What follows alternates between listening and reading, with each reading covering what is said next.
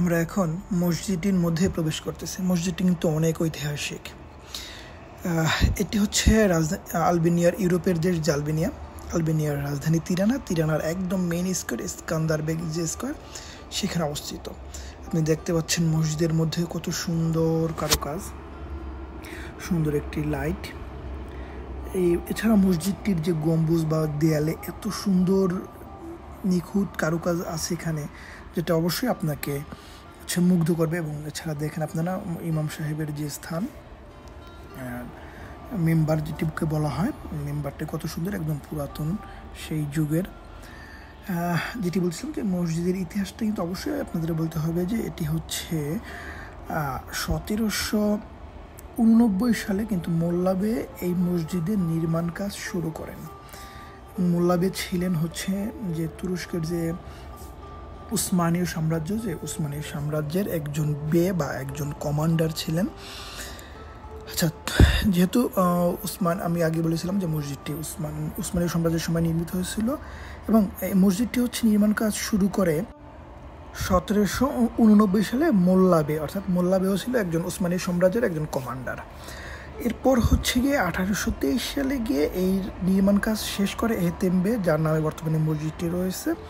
তিনি এই এতেমবে কিন্তু হচ্ছে উসমানী সাম্রাজ্যের হয়ে বেশ কয়েকটি যুদ্ধে অংশগ্রহণ করে এবং এই যুদ্ধে কিন্তু তিনি জয়লাভ করে। এরপর যখন আলবেনিয়াতে 1944 সালে যখন কমিউনিস্ট পার্টির শাসনযুগ শুরু হয়, তখন কিন্তু এই মসজিদ সহ অনেক মসজিদ বন্ধ করে দেওয়া হয় এবং সেই সাথে অনেক মসজিদ হচ্ছে তারা ভেঙে ফেলে বাকি যে মসজিদগুলো ছিল সেগুলো হচ্ছে তারা বন্ধ করে দেয়। এরপর যখন 1991 সালে কমিউনিস্ট পার্টির শেষ হয়, তাদের শাসন আমল শেষ হয়, তখন কিন্তু এই মসজিদে প্রায় 10,000 মানুষ কিন্তু একসাথে জড়ো হয়ে এই মসজিদে জামাত আদায় করে।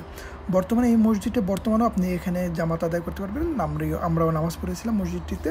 এখানে টোটাল 6টি কাতার হচ্ছে ভিতরে হয়, আর বাইরে আছে মানে 3টি কাতার। আলবেনিয়া কিন্তু পৃথিবীর একমাত্র নাস্তিক দেশ ছিল, যে দেশটিতে মূলত কোনো ধরনের ধর্ম এক্সিস্ট করতো না, অর্থাৎ এই দেশটিতে কোনো ধরনের ধর্ম ছিল না, কোনো ধর্ম তারা বিশ্বাস করে না। যখন সেই কমিউনিস্ট পার্টিটি যখন এখান থেকে চলে যাওয়ার পরে এখানে পুলিশের অনুমতি ব্যতীত 10,000 মানুষ কিন্তু এই মসজিদে বা এই মসজিদ বা এই স্কোয়ারটিতে হচ্ছে নামাজ আদায় করেছিল।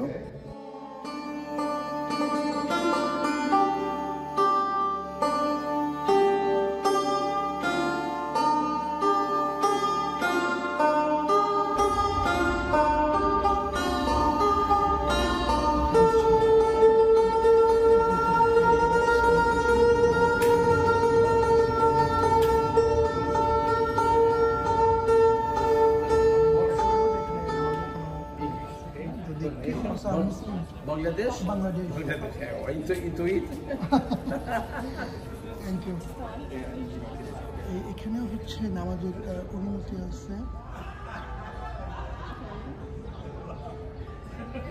এই জায়গাটা তো